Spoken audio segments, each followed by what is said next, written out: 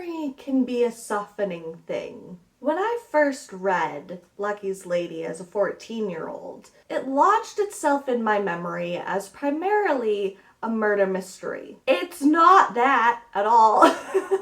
A quick background to my story with this story. This book was originally part of my mom's library. And when I was 14, I decided I wanted to read murder mysteries. So I asked my mom, hey, can I read this book? She hadn't read it before either. And so she was like, yeah, read it and then I'll read it after you. I don't know how.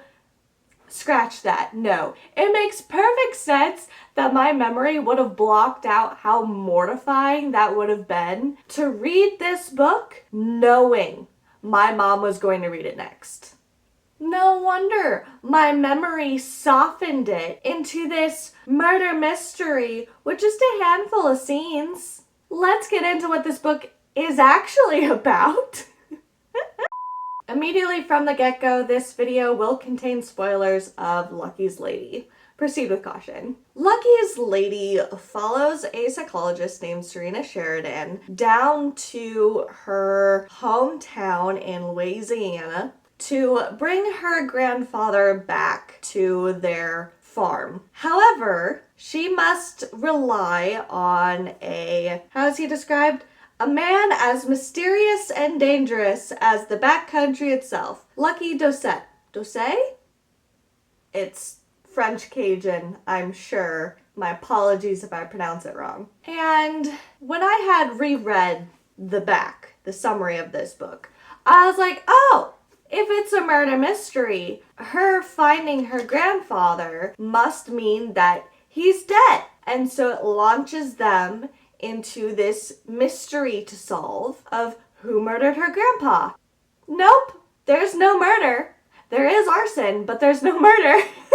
This book is primarily what I have deemed adultica, adult fiction with adult content. That is primarily what this is. It's two people, two adults, who agree that during the time that she's there, they will have a physical relationship. Meanwhile, trying to not only convince the grandfather to come back to their farm as opposed to his little cabin on the bayou, but also to convince a conglomerate known for polluting the environment from purchasing the farm. And so Serena has to concoct a plan to protect her family's land and legacy, and to protect Louisiana's bayou from a dirty corporation. So, there's a smidgen of suspense to this story. There are some sensitive scenes, especially towards the end, that I would not recommend to all readers. This book,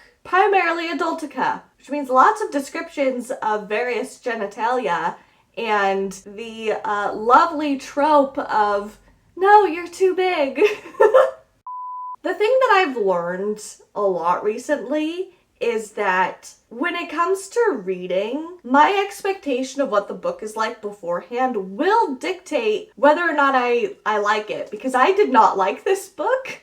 I was expecting a murder mystery with some adult scenes. That's what I was expecting. So to basically get a minor bit of intrigue and some brief moments of violence and suspense, I was thrown for a loop, especially because late last year I read A Thin Dark Line, because this is another book set in Louisiana that is a murder mystery with just a couple of adult scenes. So, same author, those were my expectations. However, I do want to provide a little bit of a caveat. There is an author's note in this book that says that this was kind of the author's first foray into suspense, moving from adult erotica to suspense. And that's exactly what this feels like. So as time goes on, the author definitely improves on, there's way more suspense than there is adultica. Again, nothing wrong with adultica. But let's actually talk about that in this book. I critique romances. This book tries really hard to be a romance, and I don't think it should have. I understand the appeal to make these characters fall in love with each other, but don't do it after 2 days. What are you doing? They've done it, I don't know, 4 times? Why is she in love with him? That would probably be my biggest critique of this book. Keep it adultica. Trying to make it this romance, I was sitting there like, y'all do not love each other. Y'all are clearly physically attracted to each other. Absolutely nothing wrong with that. We love it. Y'all are consenting to act upon it. Love it. Fantastic. We adore it. But don't throw in there 2 days after knowing each other, I'm in love with him. How? And I know that that's a staple of romances, and also this is a fairly old book. It's from the 90s, but still. I really think that if you wanted to add a romantic element to this story, it would have been so much easier to just like plop it at the end and have kind of an open ending. Again, spoilers, the book ends with Serena choosing to stay in her small town. She receives the rights to her childhood home, so she gets to decide what to do with it, and she just decides to keep it, and she decides to stay with Lucky. If you really wanted to keep that same ending, you could very easily have it be where Serena says, oh, I think I'm starting to have feelings for Lucky. I'm choosing to stay because I've fallen back in love with my home and I want to protect it and I want to be here and I want to, start my life here again. And I want to explore my growing feelings for Lucky. And he can be like, yeah, I want to explore those feelings for you.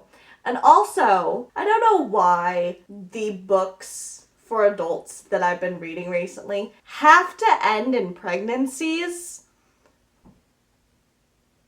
Because that's also how this book ends. Lucky goes to, listen, I appreciate that there was a conversation in which Lucky was like, as I am now, I don't deserve Serena. So I need to figure myself out, get myself straightened out before I can pursue anything with her. Love that. That's great. We love character development in this household. So he goes to New Orleans, and starts selling his artwork. During the grand opening of his gallery, he invites Serena, and at that gallery opening, she goes. He says that he's in love with her and would like to try a relationship with her. And she goes, well, that's handy because I'm pregnant with your baby. That is something that definitely comes down to subjective personal taste. I don't care for pregnancy endings. It's not something that I particularly enjoy. If it's something that you're into, you're probably not going to have a problem with that particular ending for this story. But for me, it was just like, The other thing that really bothered me about this story was Lucky had been romantically and physically involved with Serena's twin sister, Shelby. And during their college romance, Shelby had also fallen pregnant and had decided to not forego the pregnancy. This very seriously upset and very nearly traumatized Lucky. It made him detest Shelby Sheridan and writ large the Sheridan family, minus the grandpa.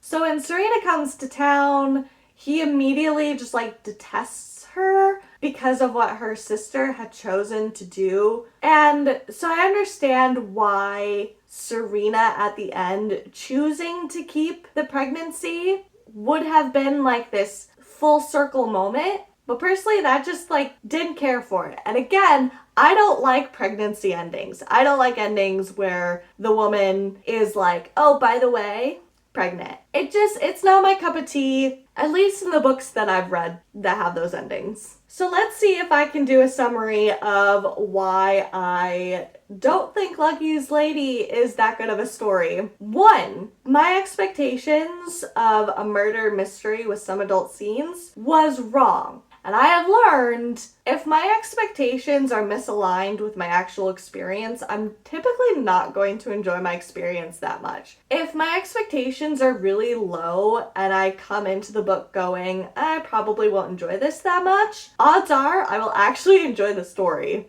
That's a me problem that I need to work on.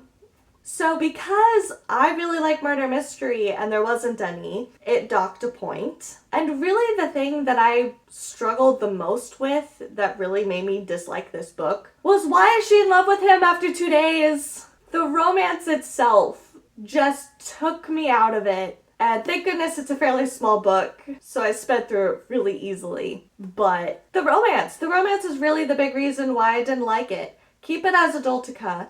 And if you want to introduce romance, shoehorn it in at the end of like, hey, I'm staying not only for these reasons, but also for this person. Ta-da! And then finally, to dock another point, personal taste yet again, pregnancy endings. Not a big fan of them. At least the ones that I've read so far. I don't want to like blanket statement, hey, I hate these kind of endings. Maybe I just haven't found the right book that has that kind of an ending that I like, but didn't like it for this book. Before I end this video, I do want to just take a quick moment to talk about some of the ironies of this story with my own life. So I read this book when I was 14 years old for the first time, and rereading it again made me go, I'm pretty sure this book did not have this much of an impact on me, but it is interesting to think. When I was 17 years old, I went to New Orleans, Louisiana, and I loved it. I loved the French Quarter. I loved seeing jazz live. I loved being there, and it's a place that I would love to absolutely go to again. The fact that this book takes place in Louisiana was just like really delightful to me, but also the way that they described the French Quarter at the very end, I'm like, that wasn't my experience with French Quarter, but maybe it was different in the 90s. I don't know, or the 80s. Like late 80s probably, when this was like drafted. But I do think it's ironic that I went on to go to Louisiana and I absolutely loved it there. The other irony is the main character of this story, Serena Sheridan, is a psychologist, and I have a degree in psychology.